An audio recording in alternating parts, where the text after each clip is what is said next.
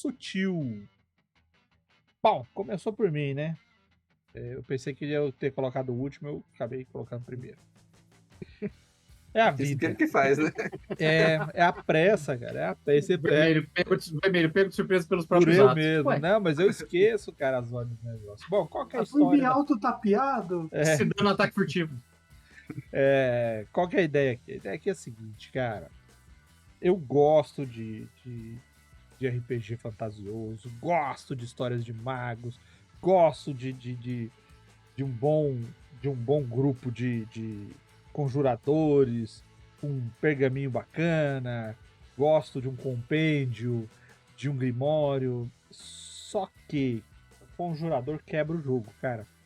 Conjurador é um negócio que, se você não tomar cuidado, ele desequilibra tanto a história, tanto pro lado dos jogadores quanto contra eles, que é perigoso. Se você ficar só no beabá do jogo, você vai ficar de boa, você vai ter umas historinhas legais e tudo mais. Mas quando você pega uma galera que gosta de explorar a regra mesmo, e gosta de viajar na maionese, e gosta de experimentar suplementos, a coisa vai escalando. Olha lá, o Mancinho.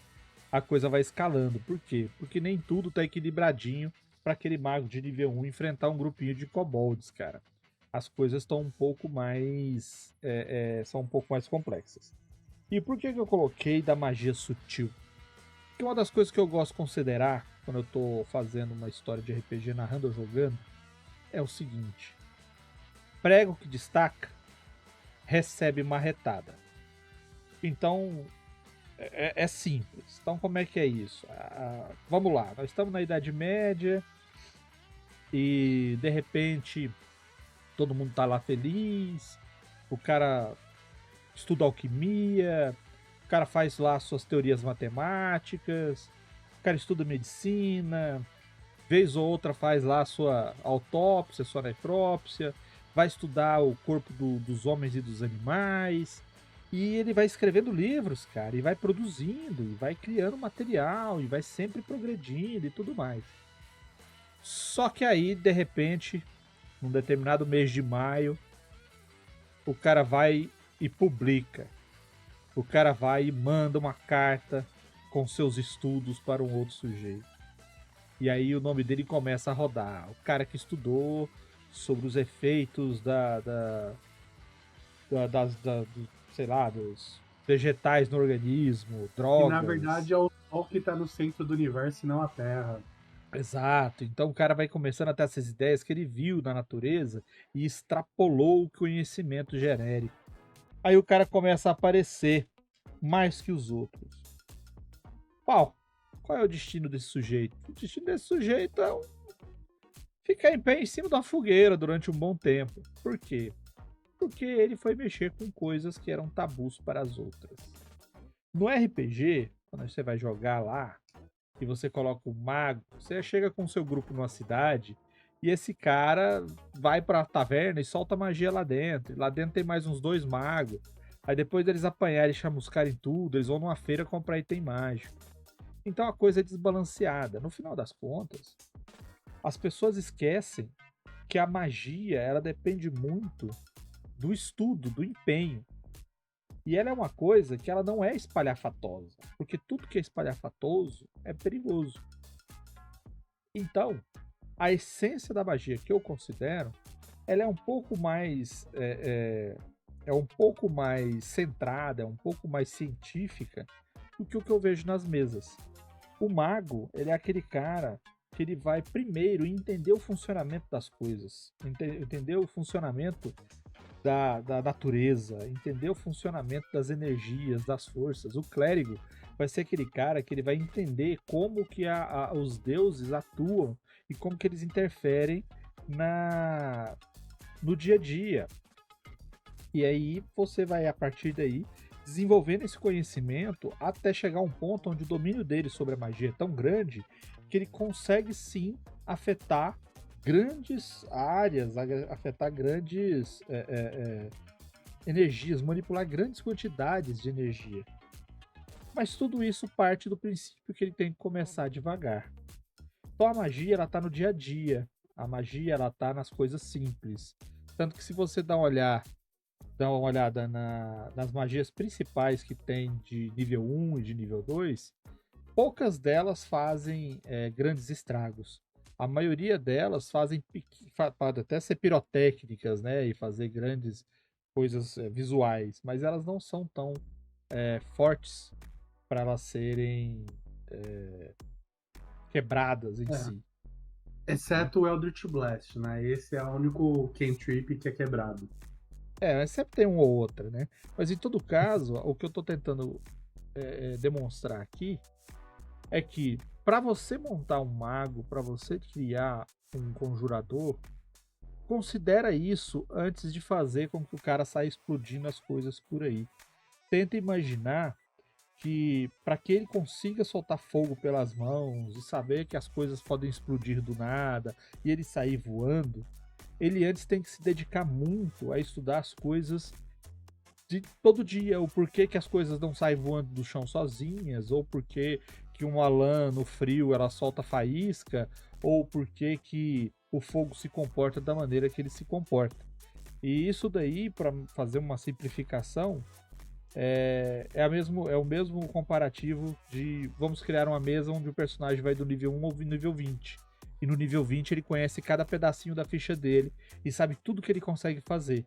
Enquanto do outro lado, nós temos um personagem que foi criado já no nível 20, que o cara fez para a campanha dele, para jogar uma one shot, e ele simplesmente não tem ideia do que o personagem dele é capaz de fazer, porque ele só se concentrou nas coisas mais poderosas que ele vai usar. Então, quando você faz a magia se tornar algo do dia a dia, sutil, simples, e depois evolui ela, você vai ter, para o seu personagem conjurador, um domínio mágico muito maior do que ele simplesmente pegar as magias e sair tacando por aí. Tem uma coisa da sutileza que eu acho bem interessante e às vezes também pode ser copiado, né? Mago Ascensão, né? Você é obrigado a ser sutil com sua magia. Por conta Inclusive, vai ser um dos temas que eu vou trazer, vai ser do Mago Ascensão. Mas não foi nem te cortando. É porque a ficha do personagem que eu trouxe da ficha é do Mago. Então, mas tem uma. Eu não sou também muito especialista no tema, mas tem uma edição de Mago que não existe mais paradoxo, não é? Ou não existia ainda. Por exemplo, Dark Ages, eu não sei se já tinha paradoxo. Pelo menos aqui no Brasil não saiu o Mago Dark Ages. Eu também não lembro de Mago Dark Ages, não. Mas eu ouvi falar que a edição mais recente, eu não sei se acabou o paradoxo, mas eu acho que era mais suave. Sei lá, acho que o mundo ficou tão maluco que ninguém mais acha estranho, né? Tipo, não é impossível, mas... Tipo, é fake news. Tudo bem. É porque lá eu não li ainda. Eu tô lendo a edição de 20 anos, né? Porque eu tô fazendo agora, eu tô narrando uma mesa de vampiro, e aí depois eu quero narrar uma mesa de mago. Aí eu tô lendo a de 20 anos porque eu li, da outra vez eu narrei uma de mago da terceira edição, só que era muito datado, era terrível, assim. Aí eu tô lendo agora de 20 anos pra ver se dá uma melhorada, que é pelo menos mais atual, tem tipo uns 10 anos. Mas... O que eu lembro, a segunda edição, eu acho, você tinha que fazer um negócio meio na sutileza, né? Você não podia fazer a magia, tipo, vou jogar uma bola de fogo no meio do nada, assim, porque senão você tomava na terceira edição também. Você tem que eles chamam de magia coincidental, que é você, tipo, se teleportar quando um ônibus passa na frente, e aí você, quando termina de passar, você sumiu. Você vai fazer uma bola de fogo, e aí, na verdade, foi um cano de gás que explodiu. Ele fala muito disso, né? De você usar o ambiente a seu favor para você minimizar exatamente a porrada do paradoxo, né? Que é basicamente o dano que você dá, você recebe de volta quanto mais você bende, né, a realidade, né? Quanto mais você dobra a realidade, mais o paradoxo chicoteia. Que é mais ou menos esse o termo que eles usam, né? Que ele chicoteia de volta a sua magia. Mas apesar disso, o mago, ele não é tão sutil assim. Porque dependendo da escola, não, né? Da classe lá que você pega, do caminho lá de magia que você pega... Na ordem. Meu amigo, você, faz tudo. tipo, você pega o da entropia, cara, você encosta numa porta, a porta que antes era de ferro recém-feita já tá toda enferrujada, assim, em questão de segundos.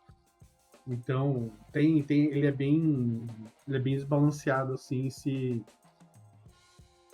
só você não ficar esperto. Só lembrando, o mago pode ser espalhafatoso, a magia que é sutil. Então, mas eu acho legal essa ideia, principalmente se você usar num cenário mais low magic, que é você fazer essas coisas igual o Mancini falou, tipo assim, quando passar um negócio na frente a pessoa some, quando explodir alguma coisa a bola de fogo é feita, porque aí você sempre fica naquela questão, tipo, pô, será que o cara é mago mesmo? Ou será que eu tipo, acho tá fazendo legal, umas coisas assim? eu acho legal, tipo, por lore, tá ligado? Aquilo, tipo assim, a lore fica muito foda. Mas uma coisa que o mago tem, que o sistema tem de legal, é que assim, na hora que o personagem tá conjurando a magia, é totalmente gestão do jogador. O jogador que vai falar como a magia dele é, qual é o efeito da magia, qual é a cor da magia, qual vai ser o coincidental que ele tá fazendo. O mestre ele só vai estar lá para falar, ó, tá aqui a tabelinha, isso daqui é redutor, isso daqui é bônus e joga os dados. Porque tudo, tipo, desde a aparência, se vai ter uns veios negros ou se vai ser totalmente púrpura e vai terminar com arco-íris brilhando, é totalmente gestão do jogador. Eu acho isso legal, porque estimula a criatividade do jogador.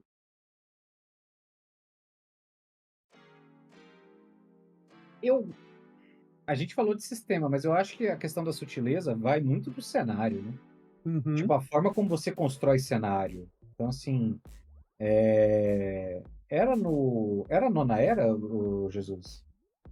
Que já não tinha praticamente, na era de Líria, que já não tinha praticamente conjurador de magia, que tinha um rolê de... Não, porque na nona era foi a Era da Morte, mas acho que a sexta foi a Era do Vazio. Do vazio, que aí não tinha conjurador de magia, e aí tinha um rolê de perseguir conjurador de magia, porque tinha a visão de que os conjuradores de magia estavam roubando a energia dos deuses e tal. Então eu acho que é legal quando você constrói um cenário em que você justifica a necessidade da sutileza. Ou seja, o cara tá fazendo isso nessa linha de sobrevivência. O mago, o Ascensão, ele cria um mecanismo mecânico para isso. Existe uma justificativa mecânica para isso. Existe essa paradoxo. Não só pelo paradoxo, tá? Porque também tem a tecnocracia. Sim, que a tecnocracia vai ser, tipo, você quer ficar fazendo magia? Beleza, você consegue ainda lidar com o paradoxo. Só que você vai ter que lidar depois tanto com o paradoxo, com a tecnocracia, que é os caras que vão ficar te caçando durante a aventura, né? Que é bem isso que eu falei. Então, assim, se você faz uma aventura de D&D, é improvável que você faça um cenário de Inquisição no D&D normal, porque, novamente, né, a gente já falou, é um cenário politeísta. Tipo, você vai fazer uma Inquisição no sentido de, beleza, só o nosso Deus existe. Não, cara, o outro Deus tem um avatar aqui. Ele desce aqui e te mostra que ele existe. Mas você pode fazer um cenário de perseguição ou de algum contexto em que magia não seja uma coisa mais aceitável. Tipo um reino que não aceita magia, né? Que a gente já elaborou plots nessa linha aqui também, acho que em outros papos de mestre. Então, assim, você pode montar um cenário nessa linha em que você coloca o conjurador numa situação em que a existência do personagem dele, a mera existência ou o funcionamento do personagem dele já seja uma coisa que tenha que ser mais nuançada do que ela seria no dia a dia. E isso é um desafio a mais que nem sempre é fácil. E às vezes você pode até dificultar demais a vida do jogador. Mas é um desafio interessante de interpretação. Mas eu acho também que isso influencia muito o sistema que você está usando, né? Porque no D&D você fazer uma campanha dessa é muito complicado, porque o sistema ele prevê, tipo, magia livremente a rodo, e se você pode se transformar num besouro, os guardas da cidade eles têm capacidade para te detectar, porque eles estão acostumados com isso, né? Os besouros, eles gostam de... Então, assim, existe... Então, assim, acho que o sistema influencia muito. Tem um sistema que eu joguei uma vez que ele é bem legal, que é o Cult. Ele é um sistema de terror que ele é bem legal. Ele é mais essa coisa de você, do humano investigando o sobrenatural e tudo mais, né, também. Só que ele tem acho que algumas alguns estereótipos, eu vou falar porque eu acho que é estereótipo que tem lá, que é você ter alguns personagens mágicos. Tanto que você tem um personagem que é tipo pode ser um fantasma e tudo mais, né? Que ele entra no corpo das pessoas, que faz, né, a possessão dos corpos e tudo mais. Então, assim, você tem esse tipo de coisa, porém é aquela coisa meio Constantine da HQ original, sabe? Pecado original. Que é ele fazendo o ritual, tendo que preparar o ritual para ver se vai conseguir enfrentar aquele oponente sobrenatural e tudo mais. Então, assim, é uma magia muito mais, vamos dizer, cadenciada e não cheio de efeitos e luzes brilhantes e mísseis mágicos e bola de fogo do que outra coisa. Bom, eu tô vendo aqui no chat que o assunto já tá discorrendo sobre hemácias. Não, é porque já. Esse povo que joga LOL é complicado, né, cara?